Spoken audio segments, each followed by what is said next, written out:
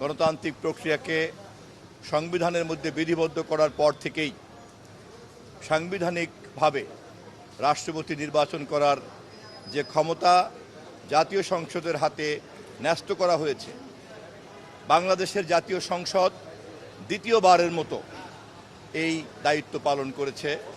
আপনারা জানেন যে ইতিমধ্যেই সংসদের 255 ভোট পেয়ে আমাদের জনাব মির্জা ফখরুল ইসলাম আলমগীর রাষ্ট্রপতি নির্বাচিত হয়েছেন।